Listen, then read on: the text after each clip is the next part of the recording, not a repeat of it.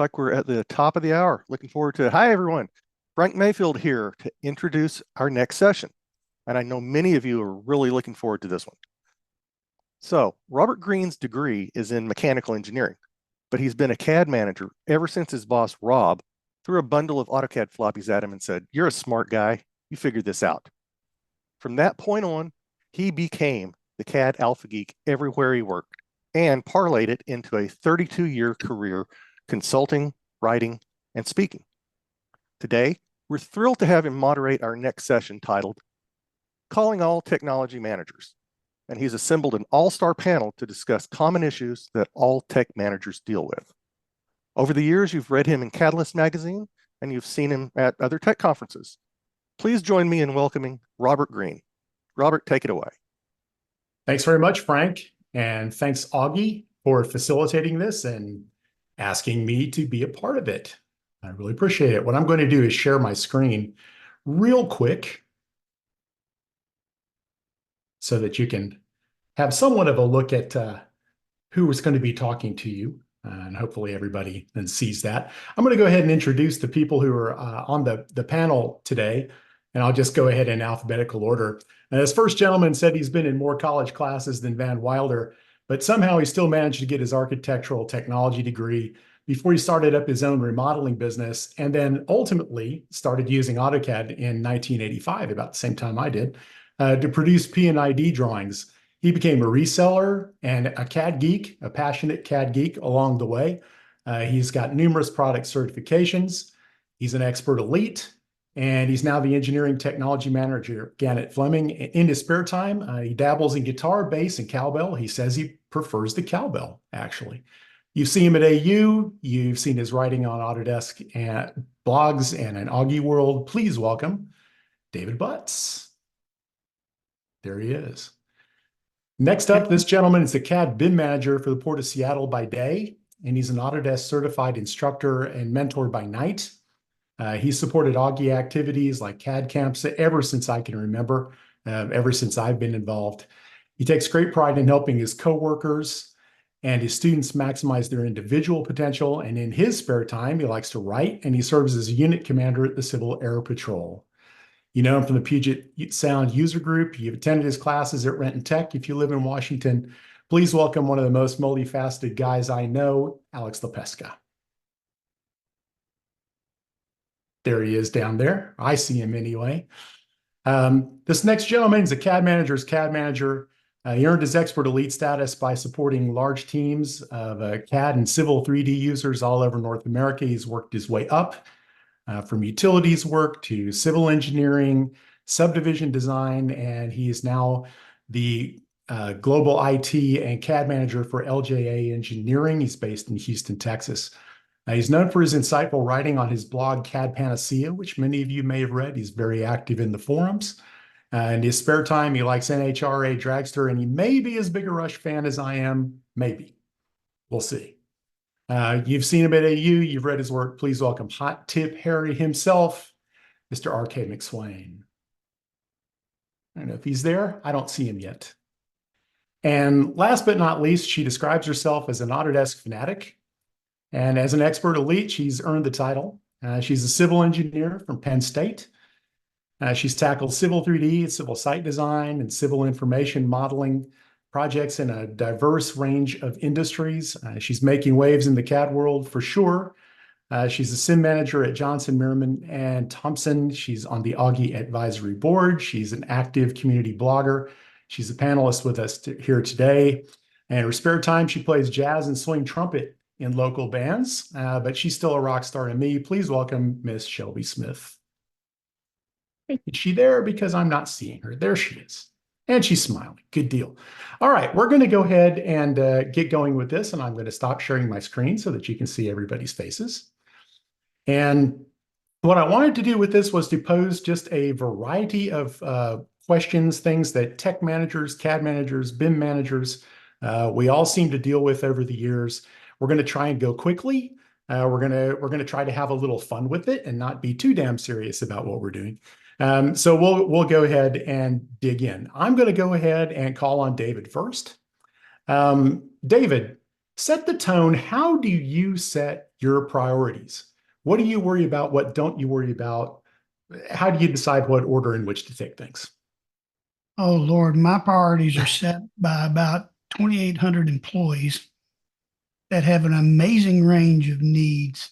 And so again, at Fleming, we actually are fortunate enough to have an engineering technology team that's part of IT services that we actually deal with all of the design authoring applications in the entire company. And just to give you a little perspective, out of the 880 applications that we own, over 600 of them are managed by my team. So when you look at the scope of what we do and how we respond to people, we're fortunate to have a bunch of specialists on board that can actually deal with specific issues related to specific products. But we also have a great relationship with products and operations, where Okay. they have their own specialists and their own top people. So I've learned very quickly to be very responsive and make sure that somebody on my team, which we're very good at working together, can answer questions and take care of the needs of our operations teams. I'll go ahead and I'll just open this up to anyone who wants to answer. Does it really, how do you mitigate the problem of who's yelling the loudest and who's yelled last? Because I've found myself in that boat so much over the years.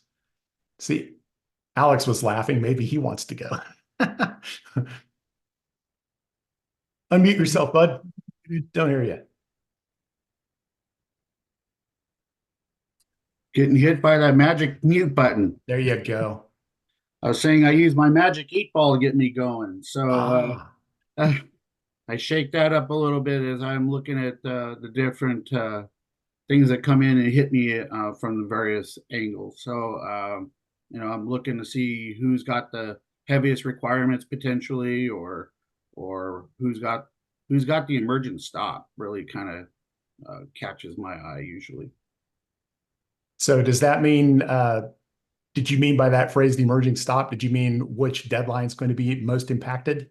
Yes, it can be deadline oriented. It could be user base. Who's the biggest, what's the largest user base maybe that's being affected in some cases. Okay. It really kind of depends on the kind of fire that's hitting me. Okay. Shelby, your comments on that? Because I know you have large teams to support. I do. So a lot of times, depending on what it is, if it's project related, I'll actually go to the project managers and discuss with them the urgency of it, how many people are affected, et cetera, and go between the project.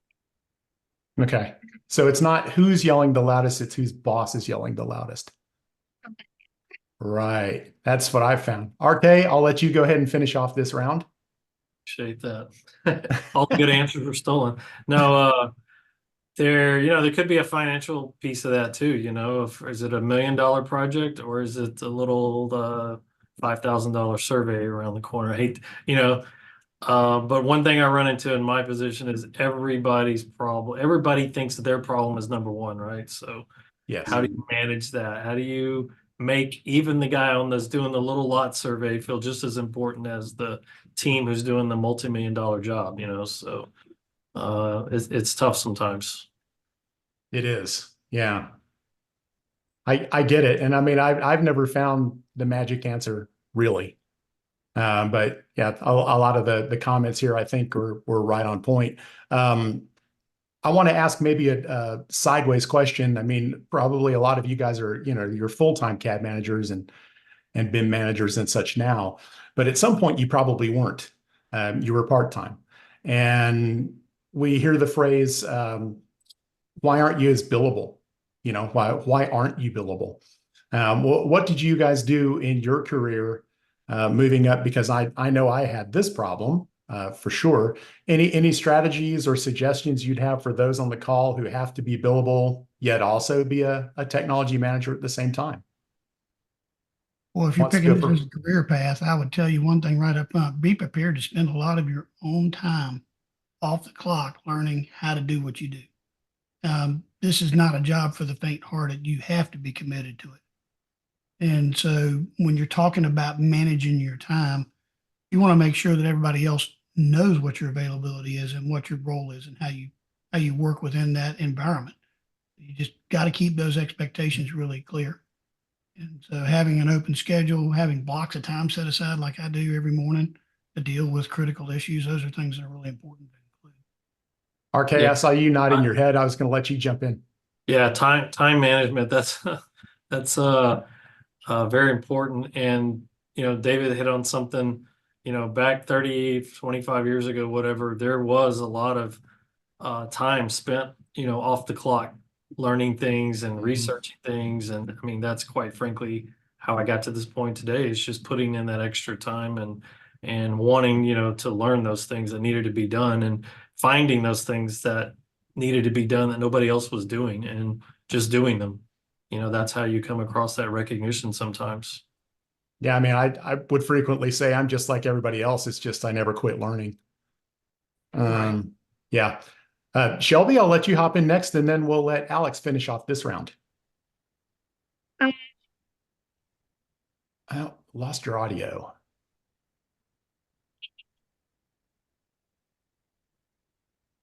Can't hear you. Can't hear you. Alex, I'll go ahead to you. Maybe Shelby, you can Sure. reset your audio. Okay. Yeah, I mean, utilizing time blocking has been one of my big aspects of trying to manage my time. Like has been said earlier, I've spent a lot of time outside of the normal hours learning the craft and learning the trade. Big forum support, whether it's the Augie forums or whether it's the Autodesk user group for user forums, and back in the day, CompuServe forums. So lots of time looking at different things, learning my elements, and then really taking those moments and sharing it with the team. And you know what? 71150,657. I still remember. Shelby, Hey, I still got mine. Yeah. I think I was hearing you a little bit there when you were testing. Go ahead. I switched to my computer. Hopefully it's better now. That sounds great. Yes. Okay. Perfect. Perfect. Sorry, I got a little distracted in all of the, no one could hear me. So Okay. can you Yeah. me? Oh, well, we're just the part-time, the setting priorities, how did you deal with your boss yelling at you, hey, why aren't you billable? Why do I see you doing all this other stuff and you're not billing to projects? Actually, I'm having the opposite problem right now. That they want me to get corporate things done with all of the standards, but yeah, I'm devoting all my time to projects. So my manager actually told me to carve out and set aside time for myself to get his items done. So I've never had that problem. So it's really quite the opposite for me right now. That's awesome. I'm going to, maybe you don't have this problem, but I want to stick with one follow-up question. One thing that I did when I got yelled at for being non-billable, and I'll pass this along as a tip, and then if you guys have other tips, please pitch them in. What I did was I went to everybody who was asking me to do things for them. Hey, can you plot all these things for me? Can you crank out all these PDFs for me? I said, sure, but I need a charge number so it's billable. Yeah. And I made all this quote overhead stuff billable. Any other suggestions for raising your billable quotient? Anybody hop in any order? I haven't lately, but years ago, I was able to, if it was a 30-minute, 60-minute support situation where you had to dig into drawings and find problems and things, I absolutely would get that job number from that and then charge it so that it would appear, it's part of that job. Yeah, especially since you're having to leverage elements on that job. I agree with you there, and automate the heck out of it. Yeah, seeing some comments down in the chat. Yeah, make your tech time billable. Yeah, go ahead. Yeah, so for me, I'm SIM manager. So my job is to kind of help with the design aspects of projects and making sure that they're, setting things up the best as possible. So if I'm working on a project with them, then they have to give me a project code because that's, something that is being dedicated to the project specifically. Okay. So trying to make sure that everyone understands that. David, final words of wisdom? Yeah, my situation is a little bit different in that I'm not billable, right? But one of the things that I've been able to do the last few years is have some of the project managers go ahead and set some time aside for BIM management on a project, especially with clients that are becoming more sophisticated, so that we can engage the client and make sure that we're meeting newer standards. If you're talking about things like layers and colors and line types, all right, that's not the kind of help that somebody needs. But when you talk about part-time work of working on a project or balancing the time between that, you're really talking about, what is it that you're setting your time aside to do? Is it support? Is it standards management? Is it training? Is it investigations? Anything like that?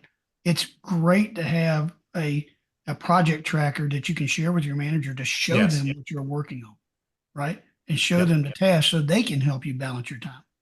But I'm the same way, man. If you ask me to go in and edit a title block, you better daggum have a project number for me to work on. And my rate's very high, so they don't want me on your project. Yeah, and we're seeing the chat thing is just blowing up.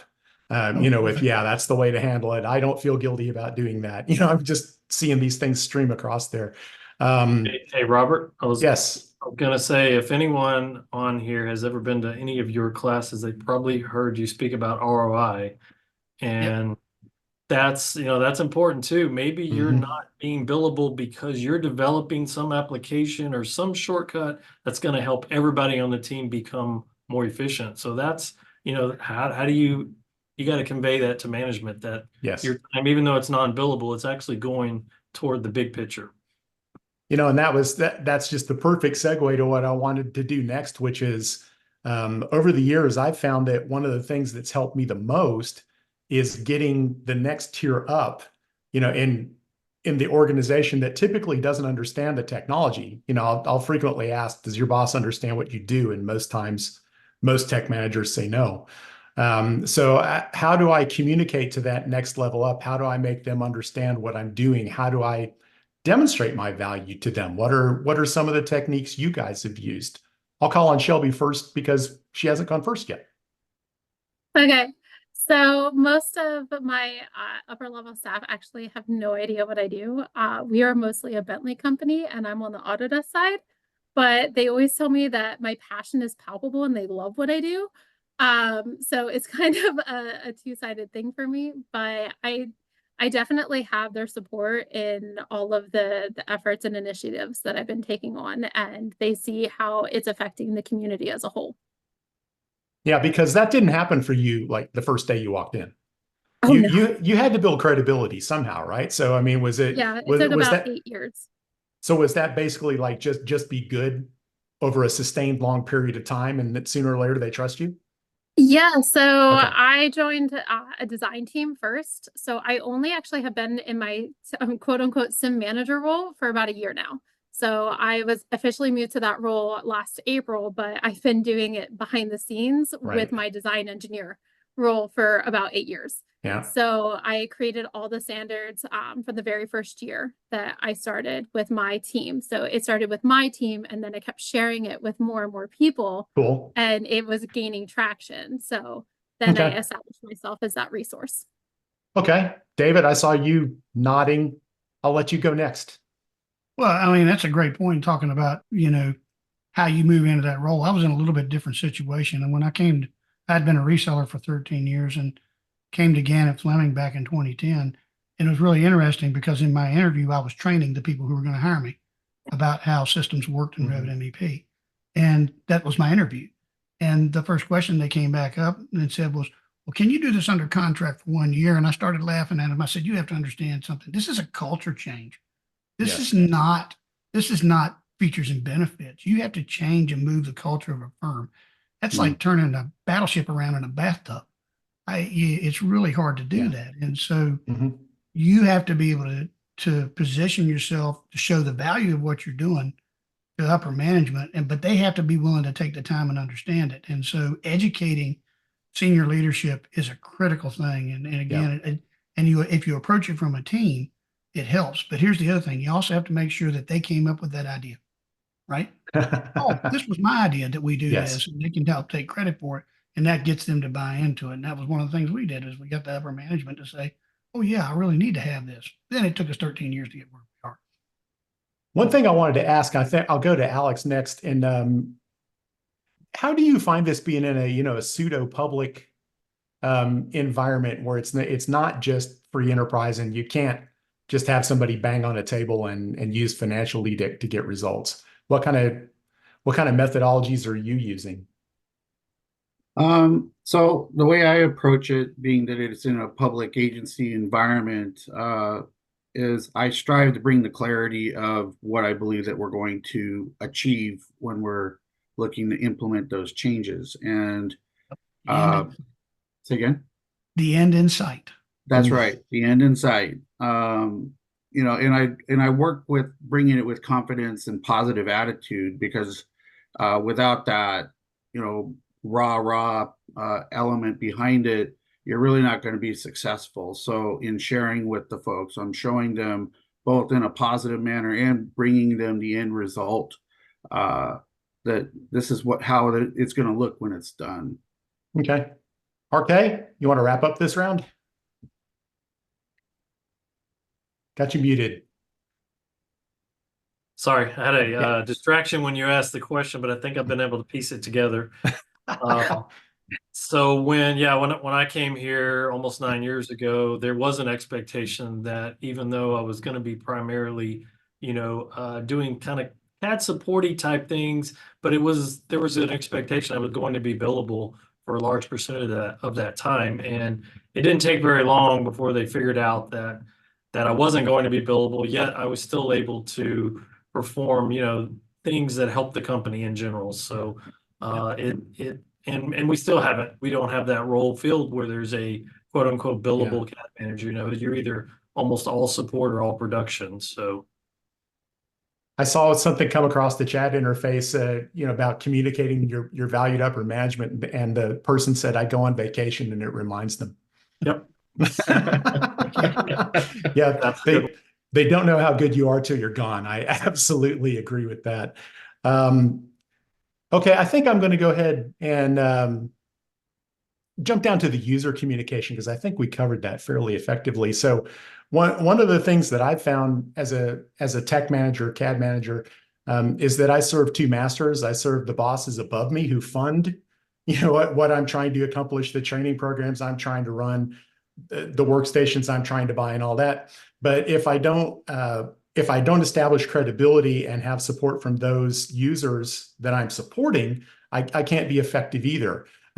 So what are some tips, tricks? How do you guys, I've heard you say build community, but what specifically do you do to communicate with users more effectively to kind of get them on board and have them respect you and follow your lead? So I'll jump in if you don't mind. Okay. Go ahead. One of the things I've done here is we set up a Microsoft Teams team, and basically have every single one of our Autodesk users in there.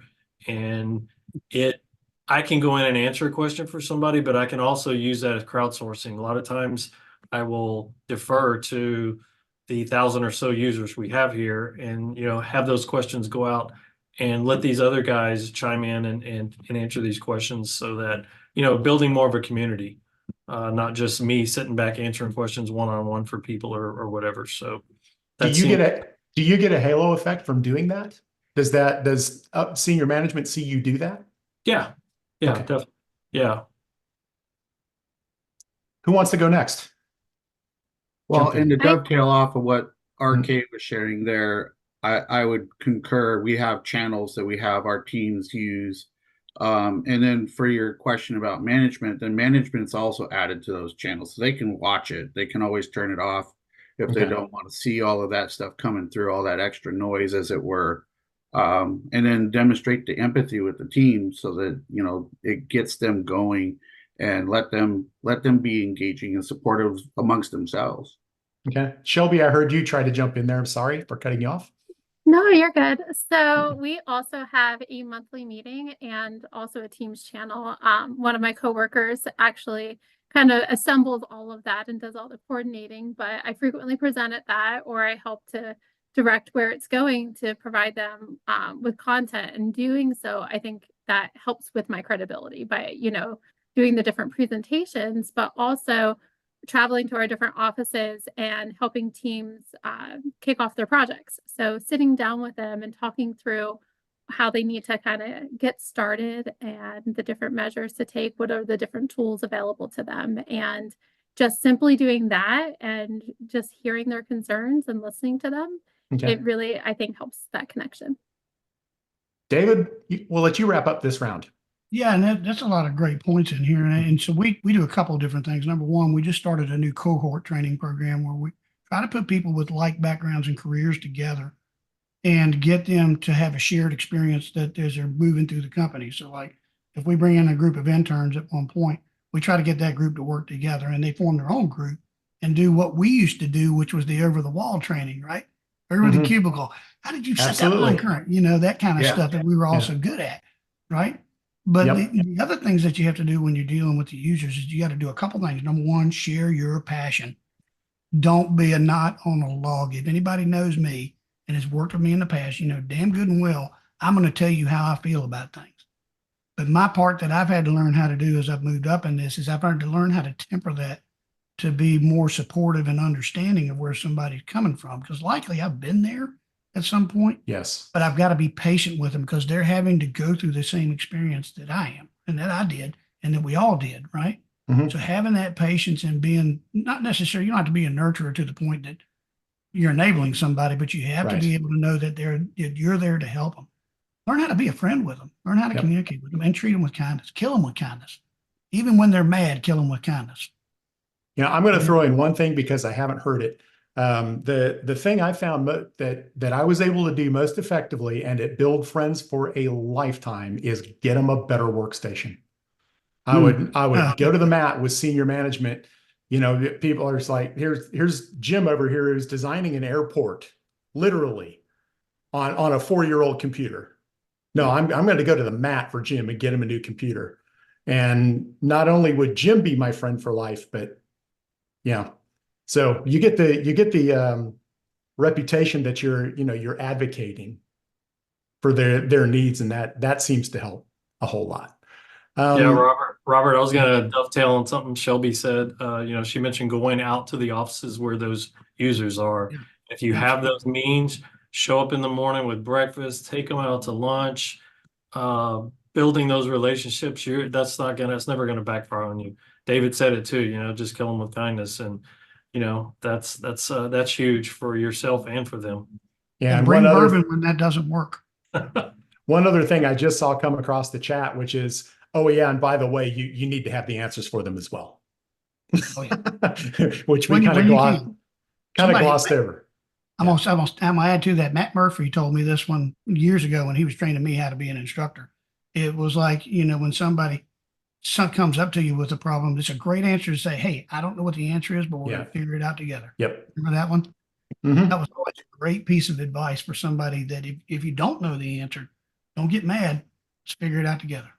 Let's stay on user communication here. And this is one of my pet topics. And I want to hear how you guys handle it.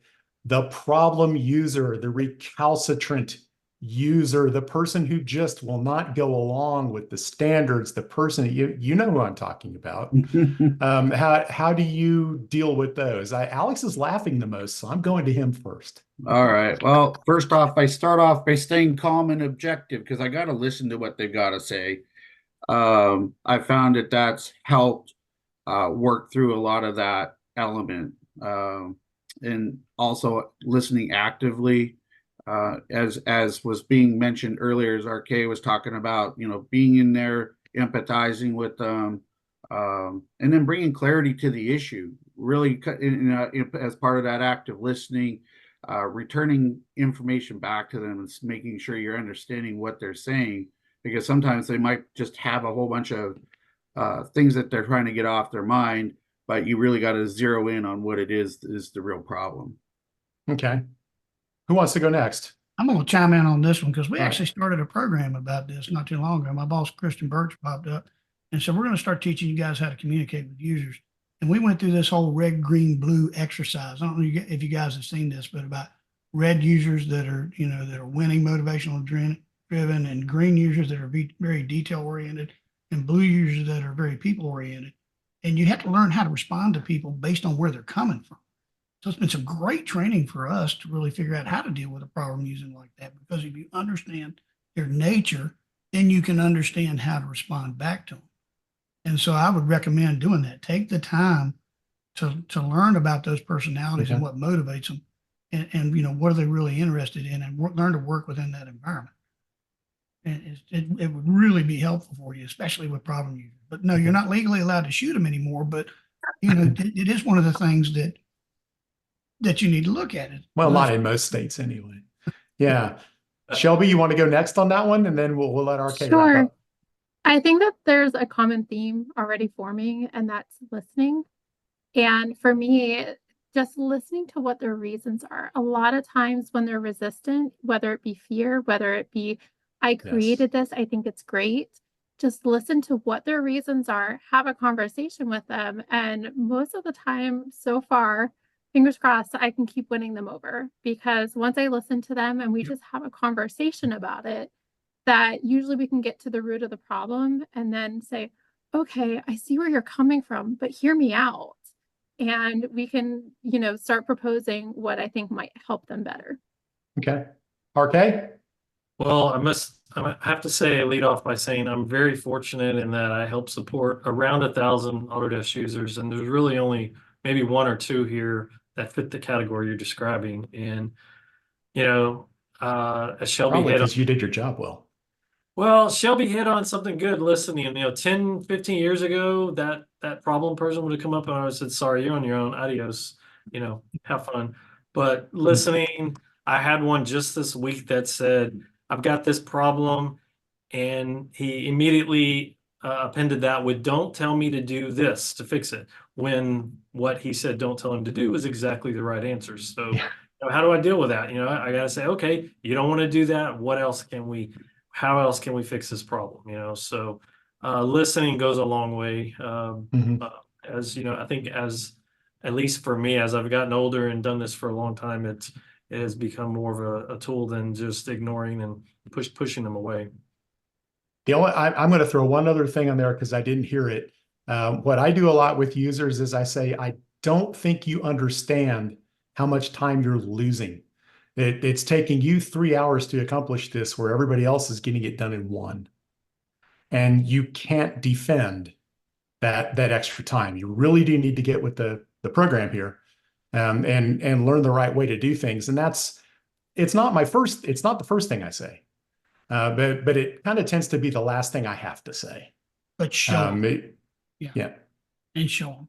Yep. Yeah. Well, by the time I've had that conversation, David, I've already shown them several times. Okay, we're back to legally shooting them again. So well, yeah, when I'm talking about a problem user, I mean a problem user. Okay. I want to shift gears entirely away from user psychology here. And I want to go into the lingua franca of CAD management, which is money. That doesn't get done if you don't have the money to do it. So budgeting. What have you guys done to be more effective to going to your senior management and getting the things you want / need for your users, you know, your training, your hardware, etc.? Tips, tricks for people who are struggling with budgeting. I'll let RK go first. I'm going to have the worst answer for you, Robert. I don't have that problem right now. We are moving so fast. Yeah. So fast that budget concerns just aren't there. So hardware, you know, the training, all these things, we're able to just go do them right now. But yeah, that has been a problem, you know, at past jobs. So they are back to the ROI deal. You know, can you prove that if you train somebody how to do just what you said there? You said it in the last question, you know, something that's going to take 3 hours. No, I can show you how to do it in 1 hour. It's going to take me a day to show you, but you're going to save those 2 hours every time you do that job, you know, that type of thing. Okay. David? yeah, we're in a little bit of a different boat because our company was acquired by an equity fund last year. And so we were taking a harder look at how we spend money over the last couple of years here. And one of the things we've been challenged with doing is starting to look at what we're spending our money on first. And one of the key things I'm looking at right now is what kind of applications do we have out there that are outdated, that are no longer supported, that are not being used, that shouldn't be used, that we shouldn't have bought in the first place, right? And we're really taking a hard look at that to free up the money that we need for the things that we absolutely need to have. Because I can tell you one thing, camping out on old software and spending money on that, that's one of the biggest hits that most companies take. because they get stuck in this, Absolutely. we've always done it this way mentality, right? And so they get hung up on having that old software. And if you look at us right now, if you look at my systems, you're not going to see a system that has something older than Revit 22 on it. We take it off the computers. We take it away from people and say, you're going to stay current. And that helps us manage our money better, because then Okay. in our case, we're an enterprise account. So we, and this is not just with Autodesk, but with Bentley and Bluebeam and all these other companies, right? We try to stay that way and take advantage of those discounts when you're large enough, so that you're managing your money more wisely. And so get rid of the old stuff, get into these better agreements, chase your resellers, man, get them to work on you with a deal. I mean, that's the Yeah. best thing you can do. I mean, because these guys they're there to sell something, you know, work with them. Alex, let me go to you next on that. And maybe if you can give us some specific, tips for being in the public sector, that might be cool. You bet. Yeah, actually, to dovetail right off of what David was saying, I recently was taking a look at one of our budgets, and, in terms of bringing education to our team versus how are we managing our licenses, we're looking at ways and working with the reseller to take advantage of those, like 10% off type things by renewing early or taking the longer road approach. We were able to find $50,000 that was able to be reallocated to something just recently. So I've certainly, we opened the books and I opened it together with the leadership in order to assess where we need to go next. And again, back to what David was saying earlier, we're looking at those licenses. Do we need to go with this particular software, or is there a more equitable approach to doing the same thing that we've been doing for years? I may come back to that in a moment, but Shelby, I want to go all the way around. So what tips do you have for dealing with your budgeting? So I'm kind of in the middle of everyone. So we're fine in the financial aspect, but we also have been reanalyzing what licenses that we have for software. Historically, our users went to IT and said, hey, I want this. And so they got it for them. And so we have all of this different software that's not necessarily being utilized or is outdated, or we already have software that does exactly what they need, and that is more powerful. So we're going through all of that list of software and seeing, can we narrow down that list and focus all of that funding onto things that are actually a lot more necessary and important for us to complete our jobs. And then, hopefully also buy the fun stuff too. Okay, so I heard two common threads through that I actually had questions written down on. So we're going to go ahead and tackle those now. So or maybe taking some topics a little bit out of order. One of the things that I heard in a lot of the responses there was needs analysis. And I'm going to go ahead and make the creative leap here that only buy it if you really need it, which is, with software licensing going to named user and the cost of software going up so much over the last few years, clearly, that's something that everyone has to do. So what do you guys do? I mean, is this just, is this gut feel? Do you write it down on the back of an envelope? How do you analyze it? And Shelby, you're on screen, so I'll go to you first. Sure. So one of our software is going to single, user sign on, and it's something that historically all of our staff has been used to having, but there is an alternative. So unless it's being required by a client, we're analyzing it that way to say, is it something actually required for the client, required for the project? If not, here's the alternative that we have for you. So that's one instance of how we're doing that. Are you okay with going to a compatible piece of software? Are you okay with going to another vendor, or? Yeah, so essentially that's what this scenario is. But there are some other ones where we know that there's software that we have licenses for, but yet, Civil 3D can do it or InfraWorks could do it. So we're pointing them to that direction instead. Okay, so maximizing what you have, but cutting the seat count down where applicable. Correct. Yes. Yes. Okay. David, I saw you chomping at the bit there. Go ahead and jump in. This one's actually kind of funny, because I tell people you're not spending enough, right? I'm always saying, okay, they want to cut our budget, but you're not spending enough on the right thing, right? Yes. And so that's part of it. And so number one, if you're big enough, get you a software asset management software that tells you what people are using, right? Mhm. And a lot of the vendors actually have license trackers. You know, if anything's using LM tools or whatever, you have a whole variety of different ways to use a license server to see what you're actually doing. But the point is that find out where you're really getting a lot of hits and spend the money that you can on it. And then if I've got something over here that's only used 3 or 4 times a year, and I've actually got people on the operations team actually managing that use now and saying, hey, if you're not using this license, I'm going to give it to this person and move it around so that we're not buying licenses. The last thing is have what I call a Melanie. I got a Melanie who's a purchasing manager she is a fiend when it comes to negotiating with our vendors. And so we've moved more into tokenized licensing. And I know we've heard a lot of positive and negative talk about it. I can tell you right now, I love it because I'm only paying for what I use, right? Mhm. And that to me is a hell of a lot more efficient than going out and spending $3,000 or $4,000 on a single license package, or $8,000 or $10,000 on a license package, and then having it become shelfware for 6 months out of the year. That's not Absolutely. an efficient way to do it. So take Yeah. advantage of vendors that are offering use-based licensing.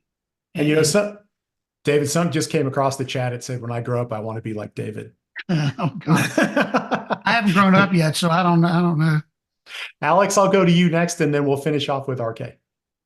No, like everyone else saying, the user based or tokenized licensing is definitely the way to go. Buying seats just for the sake of buying seats is most certainly a waste of money. So I've certainly been a big advocate of that as of late. Okay. And RK, I know you guys have lots and lots of software, and it keeps going. The headcount keeps going up. So what are you doing to mitigate it? So one of the company cultures here is called freedom and responsibility, and the company's divided into several sectors and departments, and those managers get to make decisions at that level about what software their group wants to use or what hardware their group wants to use. So us over here on the purchasing, managing side, it gets a little frustrating because we can't just, shoehorn in what the deal to buy 1,000 of these types of computers or whatever the thing is. So we end up with, I think, David, you mentioned 800 software titles. I'm quite sure we probably have double or triple that just because of that one reason. So it is much more of a challenge for us here. And all the things you guys said about going to tokens or looking at similar software that does the same thing that we can, we already have this, why are we buying this? It's definitely a struggle and something that we got to keep our eye on, daily. That was exactly why we went back to centralized purchasing. We took the ability of the operations groups to purchase their own licenses away, right? Yeah. And send it back to centralized purchasing. And that all of a sudden you started realizing, why are you buying, this animation software that you're never going to use? Yeah. It's like, let's watch fuzzy bunnies dance across the screen. We don't need that kind of stuff, right? Right. Yeah. So- I've seen requests come across, hey, I need this add-on thing. And I'm like, well, that's already in Civil 3D. Oh, no, I didn't know that. That's the kind of stuff you got to watch out for. I had one for a 25-year-old DOS application the other day. I said no. Hey, it still works, right? No, it didn't. Here, I want to throw out something here, and I think this is really curious and it's really telling. So I asked 4 high-powered tech CAD BIM managers how they're dealing with budgeting, and every single one of them went to the excessive cost of software. Nobody talked about anything else. Did you notice that? Well, it's a tool of the trade. I mean, you got to look at the percentage of what you're spending as a company Right. on your IT services and everything else, and start to balance. Where is it that I have needs? Yeah, the software prices are going to go up. There's not a daggum thing you can do to stop that, right? But that's the addressable cost. That's what I'm hearing, and that's what I'm degree, seeing in the field, because To a degree, computers it are is, cheap. Well, and I think it's only gotten worse with all the single user sign-on, that we used to have network licenses that were floating that could be shared. And all of a sudden we have to start reanalyzing our software to see, is it actually necessary? Because it's become such a greater expense than it was before. Mhm. Yeah, Yeah, absolutely. it's You just gotta wait from that. it's interesting for you to note. But before we jump away from the budgeting stuff entirely, let's talk about and Yeah, I saw a few comments going across there.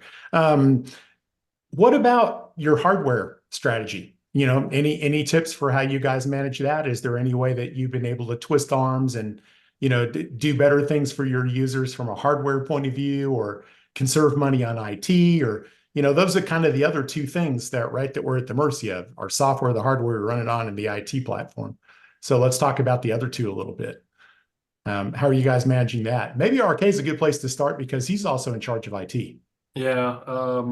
I mean, but kind of what David said about the software for us is just, you know, it's a cost of doing business. So we try to work off about a 3 or 4 year refresh schedule, which COVID put a terrible dent in. We're way behind, but yeah, there's not a whole lot you can do. You're not going to get a giant discount to buy 1,000 computers as opposed to 100 or anything like that. So yeah, unfortunately I don't have a lot of insight on that as far as you know, it's just like I said, it's like cost of doing business. So you just build it in, we move on.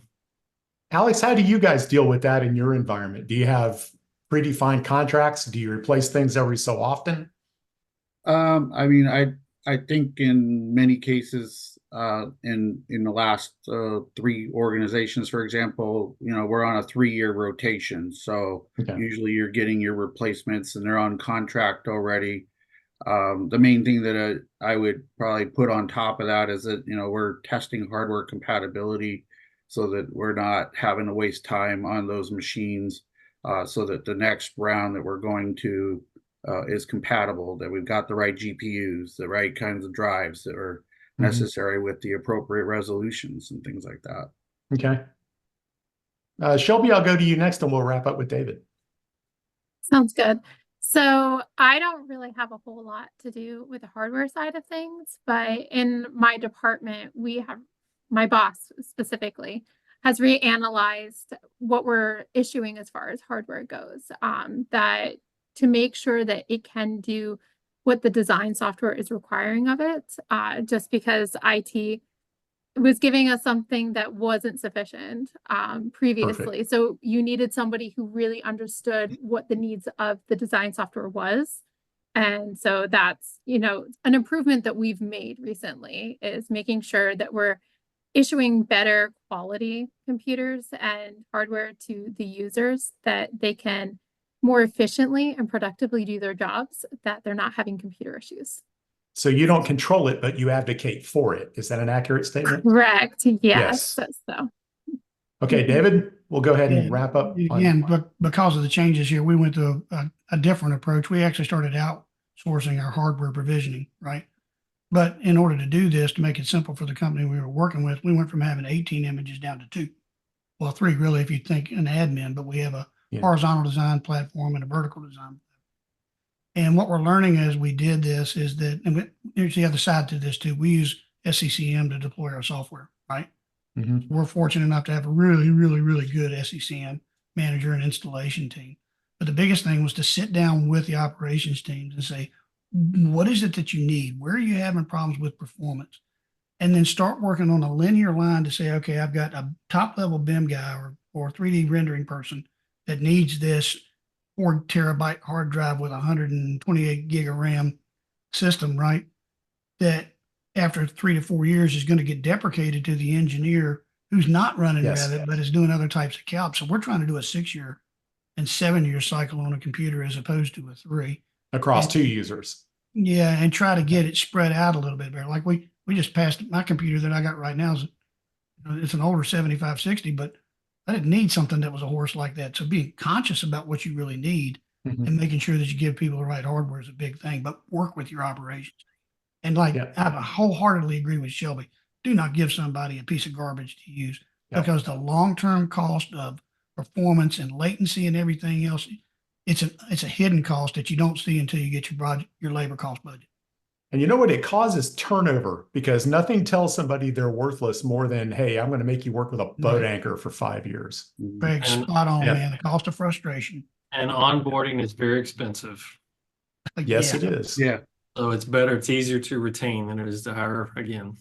Sure is. Hey, Robert, I don't want to step on another question that you may have, but we were talking about hardware. I'm just kind of curious. I'm going to ask a question. What about plotters and printers? we have people screaming for plotters all the time, and then a year later we run click counts and they printed 10 D-size sheets in 6 months. So It's all PDF files. guys, the other guys see that same thing going on? We That is a closed good our question. print division. We had a whole print company called Gancom. We shut them down. We did the Yeah. technology is evolving. I did a class at AU this year about getting rid of the sheet. Why do we have to have sheets in AutoCAD and in Revit? Why can't the model be the deliverable and shared views, And so the industry is evolving and changing to a more intelligent digital design, and a PDF's a big part of that, no matter where it comes from. And so the cost of printers is really going down. And what you're trying to do is educate your users that I don't have to print out every single change that I put into a CAD file. That's just a huge waste of money. So the way you flip that around is you start charging for every sheet of paper they print. Document it, reverse charge the org if you need to. That's one way that you can get around it. We're not doing that where I am now, but that's something that I did at another company. Yeah, if you've got the mass to pull that off. And any other comments? Or anyone else? So I was going to say, we don't track the plotting, but we definitely track the printing, that everything that's printed in the office is tracked. But we supply all of our offices with plotters. And as far as I know, they're pretty all up to date at this point. Yeah, I've just seen that, to me, everything I do is in PDF. All my customers, everything they do is in PDF. Well, they won't So now. it's just really not an issue anymore.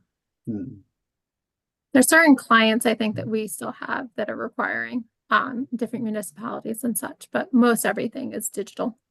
Yeah. Okay. That's Pull it into the 21st century. Come on. Come on, good feedback. Good Come on. feedback. Okay, here's kind of where I wanted to go next. So broad pool of subjects here, but we'll try to keep it reined in, and that would be standards. Whether they're CAD or BIM or workflow or whatever we want to talk about, IT standard machine configuration standards. If you let everybody go off in their own direction, you just get chaos, and that's that. And I've just found that chaos doesn't work real well. So if you're coming into an organization, let's imagine you're just coming in new. What's the first thing that you think you should be focusing on? What's the most important thing to be standardizing in a CAD BIM environment? Let's go around kind of generally in backwards order, and I'll start with Alex. Well, having recently come into a new organization, one of the first things that I've been looking at are the templates to get things started.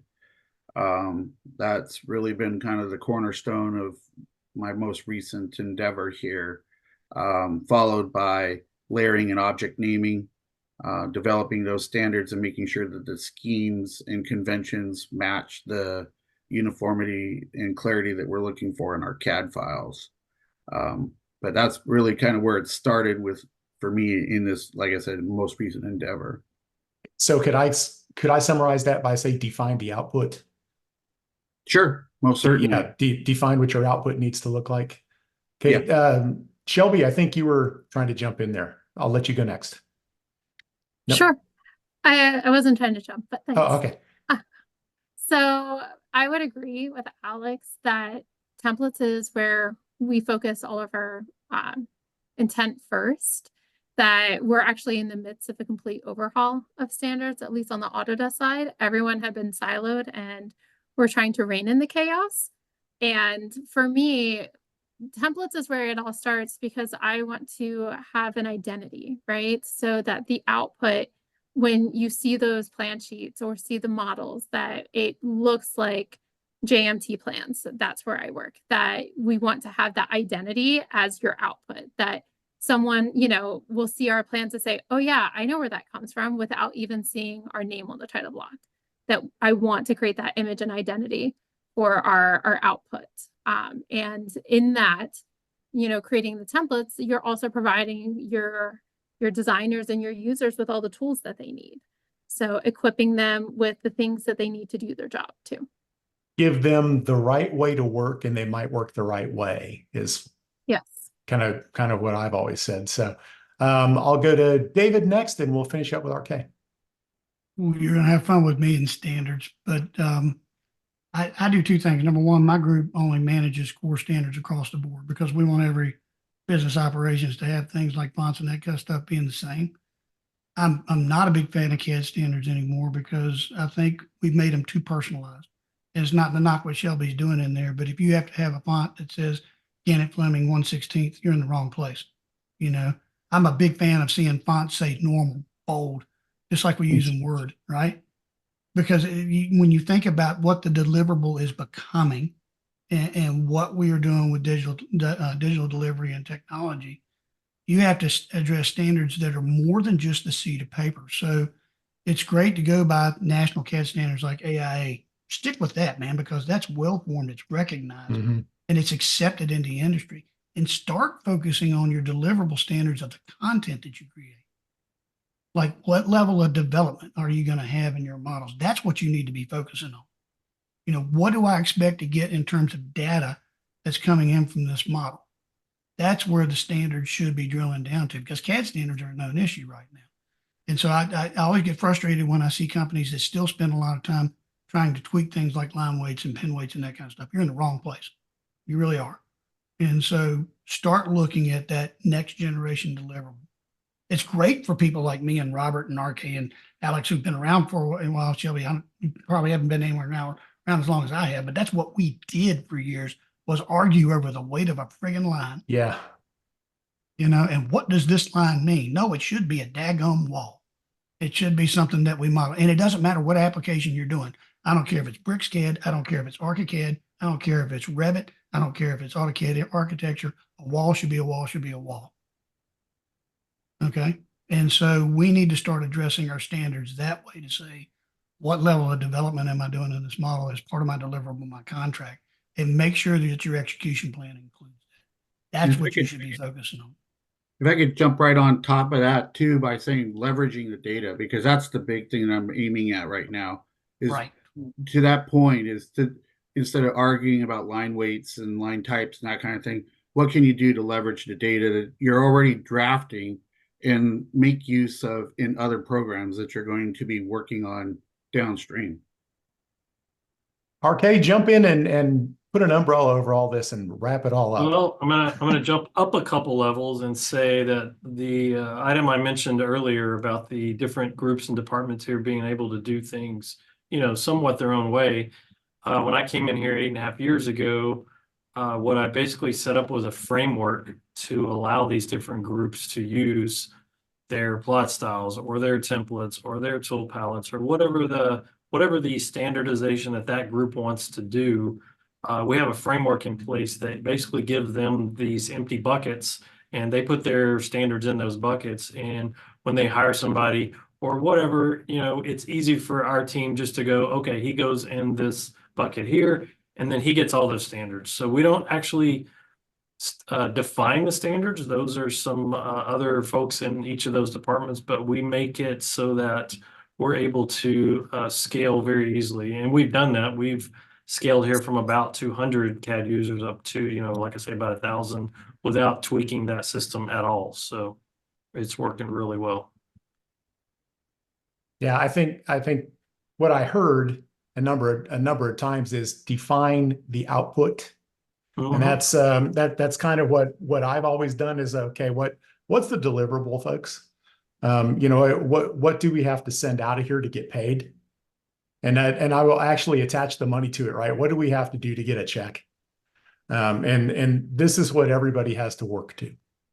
And here's the tools. And by the way, if you show me a better way to do it, that's great. I don't care what the standard is. I just care that it's standard so that I'm not hurting cats. You guys, more or less, do I see heads nodding? Oh, yeah. Yeah. Yes. Absolutely. Yeah. So that's okay. It changes, but it doesn't, you know? Oh, yeah. I'm an The only Inky thing- Mylar guy, man. I remember the pins. Yeah. It's, yeah, it's interesting. You know, we've talked actually, you know, some of the standards have come in a number of these things where we talked about, you know, deploying how you deploy the software to the machines, how many different images that you have. And a lot of that's really talking about standards. So, you know, it's cool having a lot of that stuff pop out in the conversation. The only other question I think then that I want to ask about standards is compliance, gaining it, lack thereof. That may relate to the problem user discussion that we had a little bit earlier. But I will just tell you that the way that I've dealt with it is if people refuse to get with the program, I document how much money they're wasting and I let their boss take care of it. How do you guys handle it? Love it. Go ahead, David. Oh man. So yeah, I kind of agree with you on that one. I mean, you got to show the cost of not complying with the standards. Like I said, we address ours from a core standard that we give to the business lines and tell them this is what you have to use as a baseline. And we do it for all the products, whether it's a Bentley workspace or whether it's an AutoCAD template or whether it's a Revit template, it doesn't matter. We actually initially owned all the templates when I first started doing this, but over the last couple of years, we think that we developed them far enough now that we've handed them off to operations. And so they have their own management groups that are responsible for maintaining that standard from now on. And so that gives them an opportunity to grow on those standards to where do I want to go with this? What can I do to do a better deliverable? What that end should be that differentiates me from every other client, that better quality product. It's like Shelby was talking about. I want that signature. I want people to know that we created these documents. You know, I want crystal clear documents that look professionally done.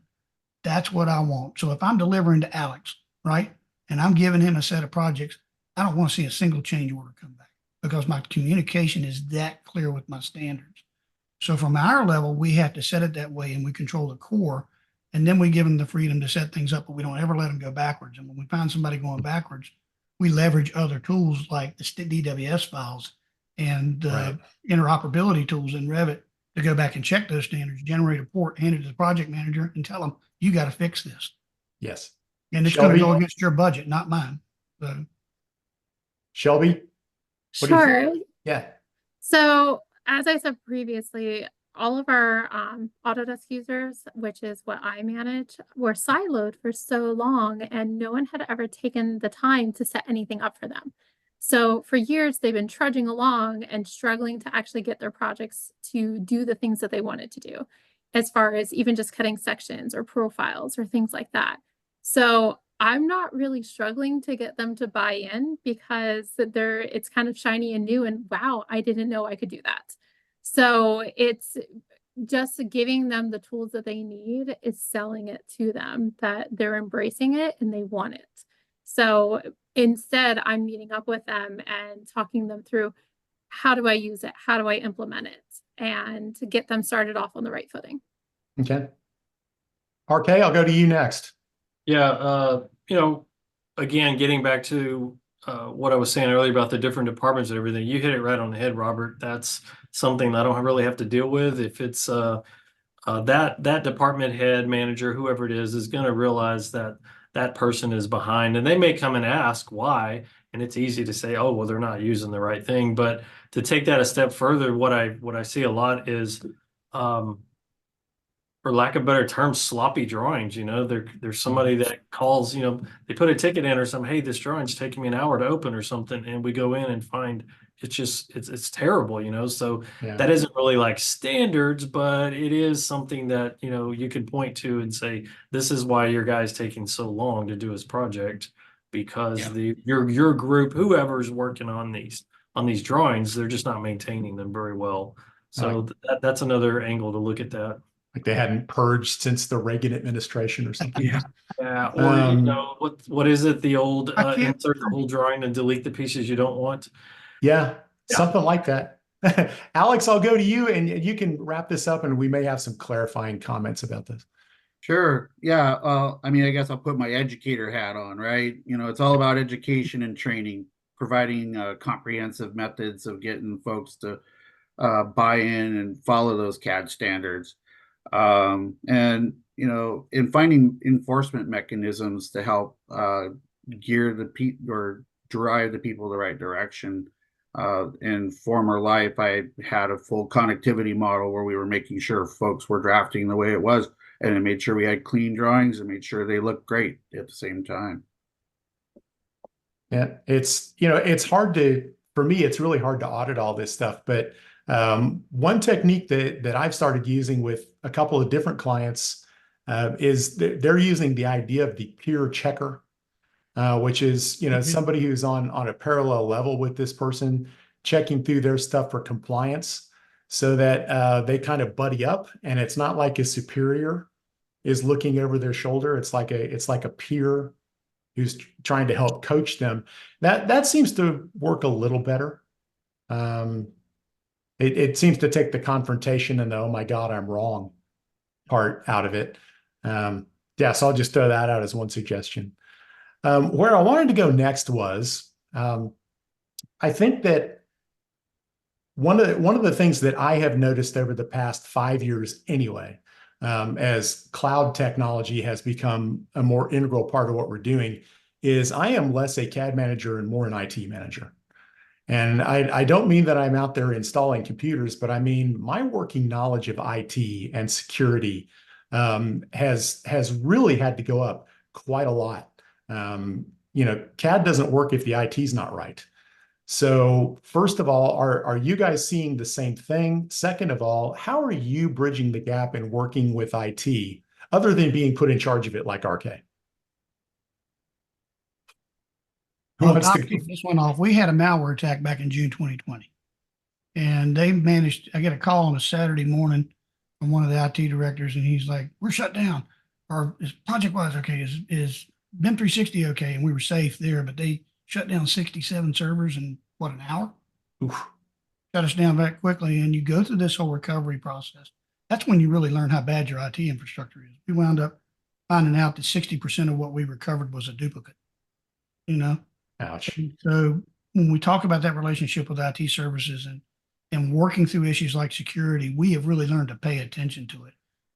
And outside of CAD management, we actually have a great cybersecurity department now that's part of IT, but they'll send out little tests to make sure that you understand how to spot a phishing email and that kind of stuff. Mm-hmm. But it's not just that, it's going and getting CAD standards from an old website. We had somebody want to get some details down from an old website about doing landscaping design. And so when we actually pinged the site, guess what? It was infected with a malware. So you got to be careful about this stuff, and you have to educate users about the risk that are involved with just having an open internet. We don't do that anymore. We also don't allow people to install their own software anymore. And personal device management has been a real killer for me as well. So you want to keep that down and make sure you know who you're getting files from. Yeah. Just be careful about that. RK's nodding. I'll go to him next.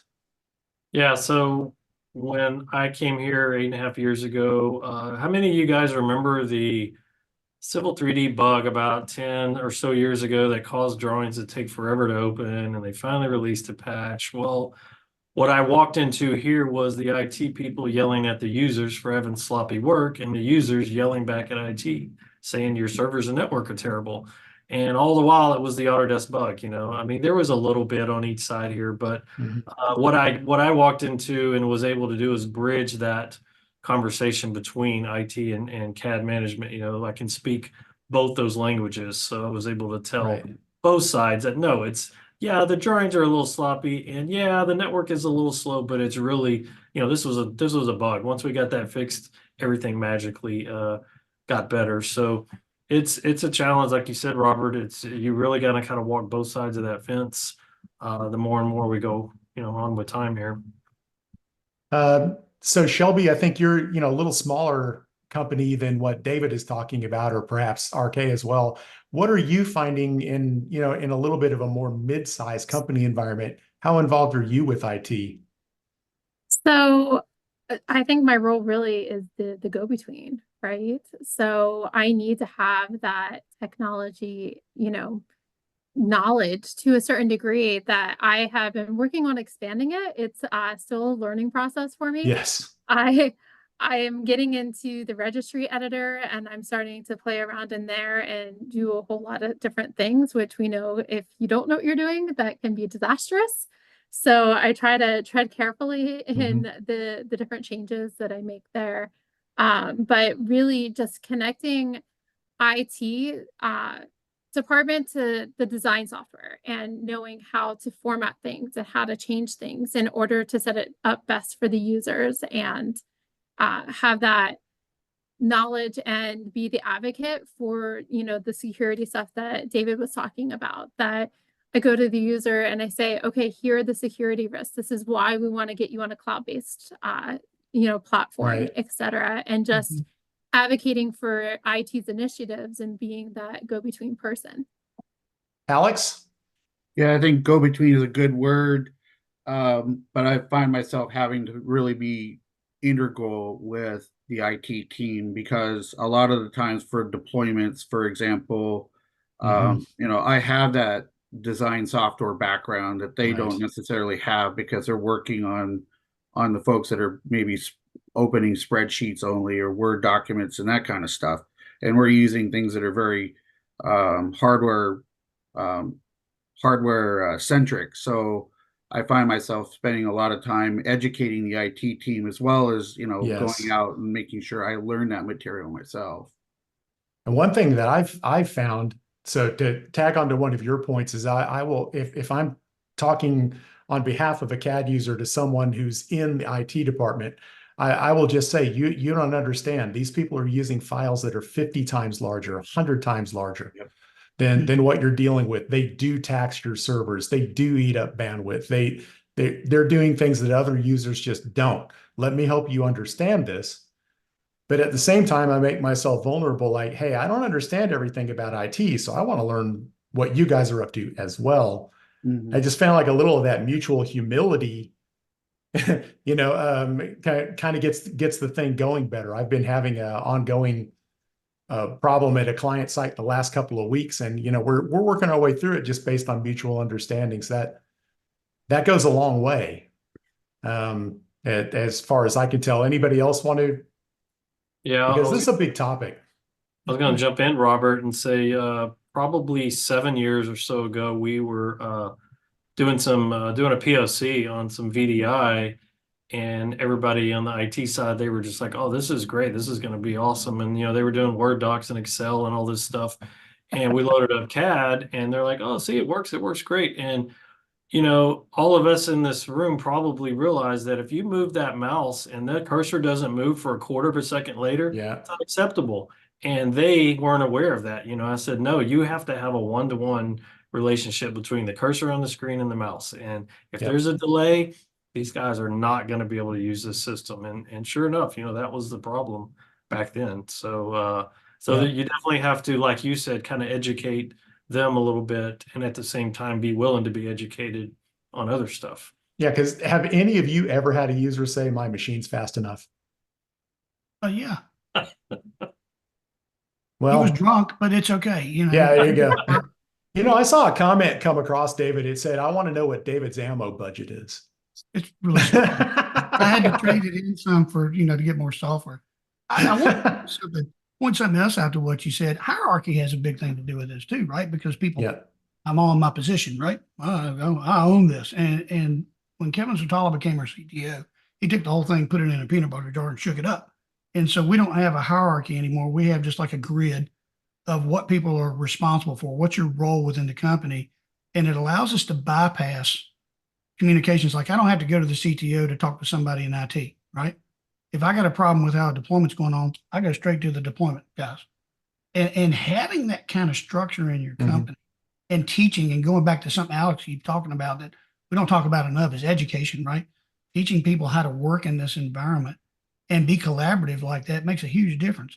And number one, it cuts down on the need of having these extraneous communications, but then by treating each other as partners, it works a hell of a lot better. My team is not a hierarchical team at all. It is a partnership and we work that way. And it takes a while to build that out because you got to have the personalities that are willing to accept that. And you can't help but learn if you do that, right? Oh, because you got the collaborative over the wall learning, what you were talking about earlier. I got this peer that's training me now, just like my boss is training me right now. You always go through it. And so those are things that really help you out. I don't care if you're a 4-person firm or you're a 4,000 person firm. You've got to have that partnership belief, right? Agree. We're in the same boat here. Anybody else want to hop in on this before I go to the lightning round stuff? Shelby, was that you? Yes, it was. So I was just going to say, we work very closely with our IT group. Like, they were saying, it's a partnership. And, I create all the deployments, but then we give it to IT to do all the installs. So I do all of the back end setup and then pass it off to them. But we're also all on the same ticket system. So anytime someone submits something that they have an issue with, we all see it so that we can kind of ping and just, comment on it, bring somebody else into it. We'll tag one another. So it's a very, amicable working situation between all of our departments. So, Yeah, and I find that I'm just learning far more about IT than I am about CAD and BIM these days. Just because Absolutely. that's what it takes to make the tools work. Okay, we're coming up on 15 minutes to go. So what I wanted to do, and I thought this might be a little bit of fun for everybody out there, is I'm going to go through a couple of what I like to call lightning rounds. So this is where we'll go across everybody in the panel. And we're just going to do like quick 15 to 30-second answers on this, just so that we can cover some what I think are interesting topics. I guess everybody will let me know whether they like that. First one is, what would you tell your younger self earlier in your career if you could right now? I'm not Shelby's going on first. screen. I can let her go first. Invest in continuous learning would be my first comment there. Meanwhile, develop your leadership and communication skills. It's going to be imperative as you progress in your career. Okay. Who's next? Get in the subscription software business, not the CAD management business. Oh, had to Now, be said. What you sell, it's how you sell it, right? yeah, seriously, a lot of the soft skills that we have today, we probably didn't have when we were younger. Right. So yeah, developing some of those, I think that's kind of piggybacking on what Alex said, though. That's always important. So David. Oh. Yeah, go ahead. Go ahead, Shelby. Go ahead. So I was going to say mine's a little bit different just because, we can always focus on our furthering our knowledge and, refining our soft skills, etc. But one for me is that I'm a really hard worker and I let people take advantage of me. So I would work crazy hours, 18+ hour days. So the thing that I would tell myself is that I could have created boundaries sooner, that it's okay to carve out time for myself and not just focus so much on work. David? My big thing is get your technical degree first before spending 18 years in regular college. I mean, but seriously, the one I use is my technical degree now. It's really funny. After Appalachian State and NC State, what do I use? I use my associates in applied technology for architecture, right? Because that was the real meat and bones about what I needed to do. But get that technical expertise under your skin first, and then learn the broader picture about how it impacts it. That would have been something I think would have made a big difference in me. And then don't be afraid to take a risk. Okay. And I'm going to close out with what I would say is, you don't manage CAD, you don't manage BIM, you don't manage training, you manage deliverables and deadlines. Okay. And that's how they're going to judge you. So they don't care how fast I wrote a Lisp routine. They care whether the job went out on time. So I wish I'd known that sooner. Okay. Next one in the lightning round. Let's go here. What would be your best tip for a new CAD or BIM manager who's just getting into this? What advice would you give them? Why don't I go in reverse order, and we'll start with David this time. Oh, Lord, be prepared to work a lot of nights and train yourself. Don't wait for somebody else to train you. Okay. I can't remember. So that was Shelby would be next if we're going in backwards order. Sure. I think that you're going to deal with people a lot more than you'd realize. That yes, your job is, focus on the technology, but building up those relations with your peers and management is just as vital. Any particular hints for doing that? Just listen and talk and get to listen to their reasons, listen to why they're doing things, and try to find a way to relate to them. I like to build the, just even getting to know them on a personal level that makes you seem a person and not some distant, resource for them. That if they can talk to you, know something about you, then you're a person that they don't mind reaching out to, or, you know, if they have a question, that it's not like, well, I was afraid to ask. We're like, no, it's fine. You know me. Just, you know, send over a message or an email. Like, I'm here to help you. Okay. So Alex, and then we'll finish up with RK. I'd say for the new manager, fostering team cohesion would be one of the high points of what I'd have to share. But I'd also say that promoting knowledge sharing is also important. Getting the team to talk is very important as part of that cohesion. And the last tip would probably be adapting your communication style, because who doesn't matter who you're talking to, you got to be able to identify with each individual that you're talking with. Okay. RK.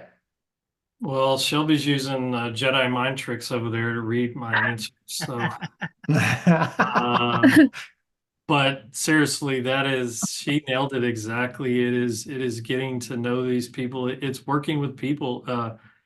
I would say one other piece of that is, if you come in new, don't walk in the door with some authoritative style that you must do it my way or else, or because you don't know that you have all the best mousetraps, you know, especially if you're young in this position. So, but we went at my last job, we were one office, and here, when I came in over here, we were about 10, and we're up to like 57 offices now. So having those people spread out, you know, even if you're talking to them on Teams or Zoom, there is nothing like showing up and buying them breakfast or lunch and just sitting down. And, you know, even you don't even have to be there to solve a problem. Just go talk to them. I had a case where we had one of these rogue users you were talking about, and when you're sitting there talking to them in person, they're a lot less of a rogue user. They're very much more agreeable to what you want to suggest them, you know, to do. So, and what I will do, or what I would say, is manipulate and manage your communication based on who you're talking to. If you're trying to explain a problem to senior management, it's all about money and spreadsheets. If you're trying to solve a problem with users, it's all about tips and tricks and mouse clicks. And if you're talking to power users who kind of straddle them, and that's where all of us started, right? We all found ourselves being power users. So we kind of had a little bit of both communication styles. So it's not just finding a communication style, it's cultivating them both. Up the ladder and down the ladder, and that you work for two masters, users and senior management. And if you don't think so, you're wrong. All right. Last one in the lightning round. Worst mistakes that tech managers make. Now, this could be you, it could be somebody else. I'll rat myself out. but I'll go ahead and wrap up. So who wants to go first on this one? Worst mistakes that you can make as a tech manager. Kind of what I mentioned just earlier is coming in with that, you know, that I'm my way or the highway type of attitude. That everybody's probably done that at some point in their, you know, their career, and it's just, that's never going to work. If you're trying to introduce some new strategy or some new technique or something, even getting those users to buy into, you know, to almost make them believe it was their idea, that's going to go a long way. Yeah. Ignoring the feedback and input is going to be one of the biggest failures, I'd say, or worst mistakes. And failure to delegate would be another one. That's a good one. Yeah. David, go ahead.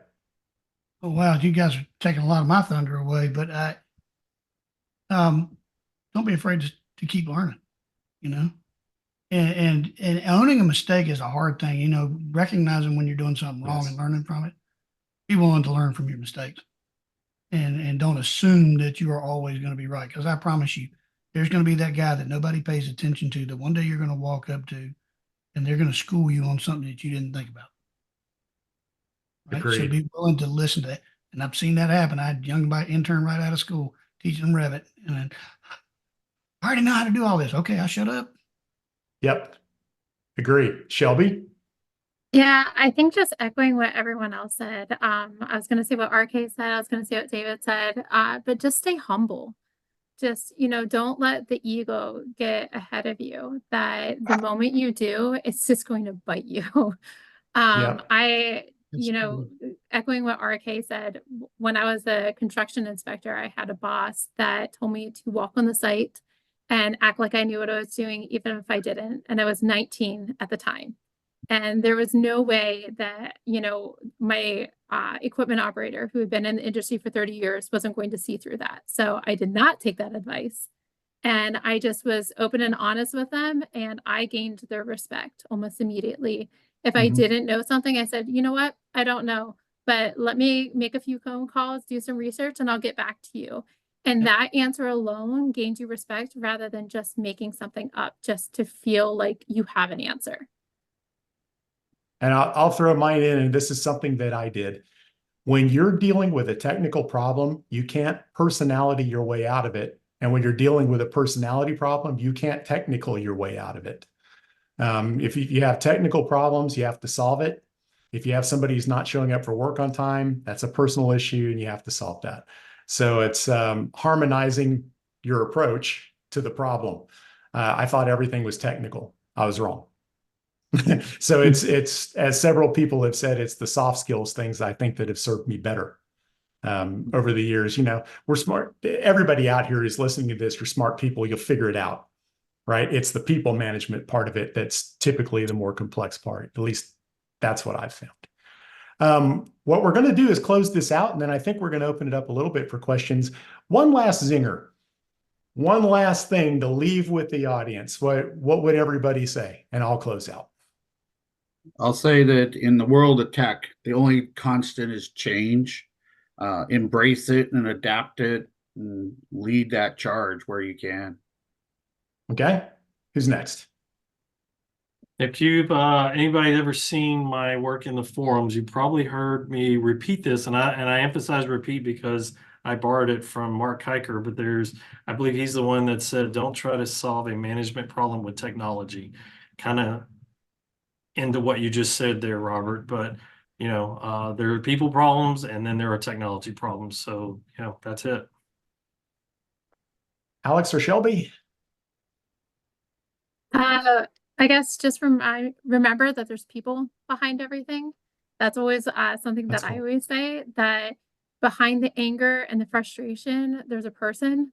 So, you know, sometimes they're taking it all out on you. And if you just connect to the person, sometimes that's what'll help with all of it.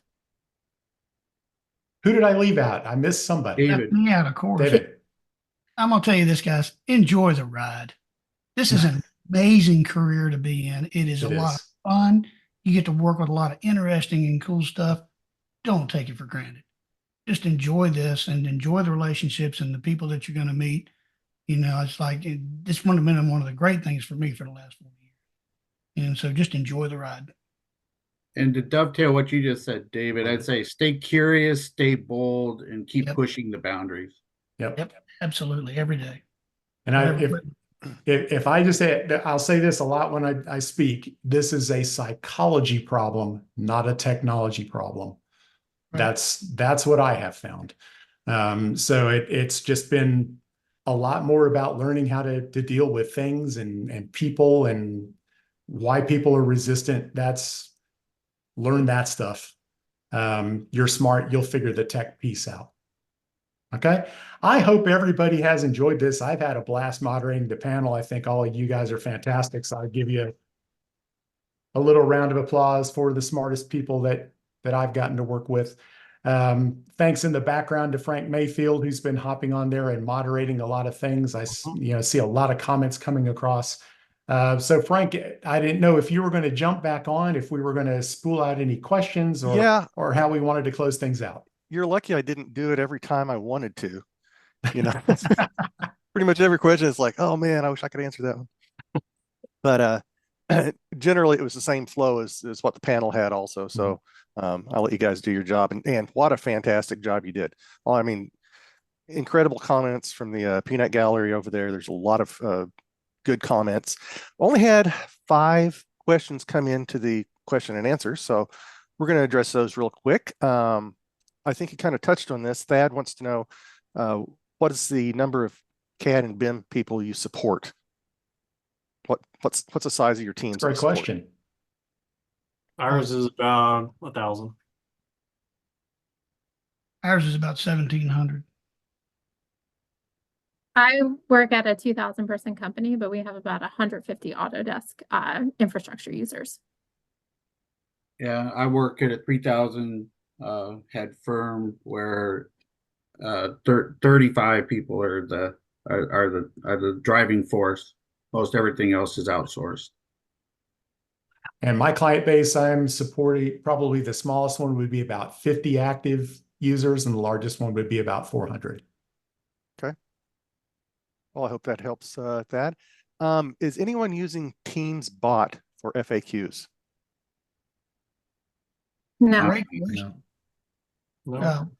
I'm We getting a lot actually of head just signed shake a no's. contract with ChatGPT to pick up AI type questions. Okay. We're not using Teams bot, but we are going to be using ChatGPT. Okay. We're still figuring that out. There's a lot of boundaries that you got to learn Right. about working within that environment. About Don't feed the beast if you ever want to get your information back. I understand. Yeah. See if I read this correctly. How do you deal with standards compliance with a BAT or with buy-in? Yes. Yeah, I was gonna say a little bit of both. Yeah. Yeah, I mean, I'll I'll jump in there and say it gets back to what I said earlier. That's largely a management issue. You know, you could spend hours writing some crazy routines to make people conform to your standards, but it's a lot easier just to have their manager tell them to do it that way. keep that training available for them. Whether it's I go back to one statement that Robert, you made years ago during one of these things when I was in it. And you said the best standard is the one that they don't know they're using. right. I keep that in Yeah. mind. That's a great quote. Something that's automated. Yeah. Yeah. Just, this is how we work here. All right. Nancy wants to know, years ago, about 20, 25 years ago, American Design Drafting Association certification was the push to find drafters with sufficient skill sets. Do you find any relevance or benefits to it? Whether it was that maybe, or a modern day equivalent of say, Autodesk certification or any other vendor certification. I've worked heavily with the certification program over the last 6-7 years, especially on the Revit side. I can tell you that that is changing pretty dramatically. And I got involved because I didn't like how the questions were working. I'm like, this is not challenging somebody to really understand the problem. And so we redid it so that you are challenged. You better know this product in order to be able to get certified. But I agree with you. We need to have more technical programs. I think somebody in the chat earlier said, what kind of topics would you have for a CAD management class? And my response was, you need to be teaching a technology management class, not a CAD management class, right? Don't teach for what we did 25 years ago. Teach for what we're going to tomorrow. And the technical school programs actually have a lot of that right now. White Tech, where I went to, they actually have a great IT program that teaches this kind of stuff now. And so those are things that having that kind of standard in that industry is great, but focus on tomorrow, not today. Because that's what this generation needs to be learning. It's how they're going to use where we are right now and where they're going. You know, and I would just say in the clients that I work with, I've really not seen any kind of penetration into the market by any kind of certification. I mean, it's there. I see it on some people's resumes, but it's never been the decision maker. Almost everything that I see is really just personal referral. You know, you know somebody who's worked with this person before, can vouch for them. I put a lot more credence in looking at people's endorsements on LinkedIn than I do on that. Yeah, that's true. Yeah, while most of us do it and go ahead and do it, and we have the little certificate, I've never seen it really make a whole lot of difference in a career path or even being hired, which is what I believe that they were asking there. Just had something pop in. Brett, I'll be reading this for the first time. Does anyone on the panel utilize skill assessment software for interviews and or veteran users? Knowledge Smart, for example. Knowledge Smart. Yep. Mm-hmm. Okay. Yeah, I've seen that used a good bit. Okay. Thanks, Brett. Seems like it's a popular answer, popular solution, I should say. Finally, I kind of saved this one. Stephen was looking for some white papers to hand to the boss explaining why standards and process control should be a provided resource. Theirs are about 5 years behind the times. So Same for training justification. I mean, is there anything maybe you've written, Robert, or have seen anything any place you point them to? I've done some things, and this is not the only resource, but I've done some things in my Catalyst columns where I've talked about a quick guide, for training justification, or a quick guide for customization, or those things. Hand those to your boss. I try to write those at a level that's not, I try to make it product agnostic. I try to make it ordinary enough language that somebody who is thinking can understand it, but they don't have to be a real CAD person to understand it. Pose the thought. It's I've also found it really great I don't know if how many people have read Good to Great, but have them go in and read the chapter on technology accelerators where they talk about Walgreens. It's kind of an old dated example, but that's very applicable, right? I mean, what are we going to use here that's going to accelerate our time to project completion? Well, gee, if people knew what they were doing, do you think they might get done faster? It's not that complicated. It's just, putting it in front of people and forcing them to read it. Looks like Yeah, David I actually wrote a blog post, actually did an article for Civil Structures Engineering Media years ago at AU about training the technical user and the evolution of training and technology. I mean, you can take that and then use it as a reference, but go back and look at like Robert's articles, or the stuff that RK's written, and Matt Murphy and all these people that have been around for a long time about the hardware. There's plenty of content out there about the importance of keeping up with this. But again, starting from the get-go to make sure that you had the budget and the wherewithal to actually go through with it. That's a big thing. You just got to keep pushing it. Yes. Keep pushing. REO Speedwagon it. If you think you're done, you're wrong. You're never done. No. Not in this job. No. Hey, Frank and Robert, I just Yes. want to, while we're still on here, take 15 seconds to thank all of the attendees for attending and all the comments. It's really good to see those comments flying through as we're on this discussion today. There's even a lot of commentary over on the board Slack channel about how great this has been. So congratulations. A lot to of all fun. you. Yes. Yeah. Thank all you Yeah, it guys. was fun. It was great, and I know the attendees really appreciate it. So with that being said, remember that we have the community lounge. It's still open until 4 o'clock Eastern time. Invite any one of you, Robert, all the panelists, to come on over. It's just a Zoom meeting, a single link. You should have it also. If not, Shelby can get it to you because I know she knows what it is. And there you can have some one-on-one FaceTime with anybody that's an attendee that would like to come to the same place. It's worked out really well after all the other sessions today, and people have really enjoyed it. So with that, I don't think I have anything else except to thank everybody here. This was utterly fantastic. Thanks to for all the being a host panelists. here, Robert. Thanks for spending your time. Hey, and one other thing, we will have a session wrap-up, closing session, and I believe that's at 5 Eastern. 5 Eastern? Yeah. 5 Eastern, 4 Central. Some remarks by us and Eric and what have you. So with that, I think we're done with this one. Hey, there's Todd. Todd, what'd you think? This is great, man. All my buddies here in one place. Yeah. It's kind of like Lukenbach, Texas, isn't it? Yeah, the band's back together. That's There you right, go. man. My evil twin Opportunity. Skippy down there. All right. This is great. Thank you, everybody. Thanks, everyone. Thank you guys. Oh, Appreciate it. thank you. Thank you for having us.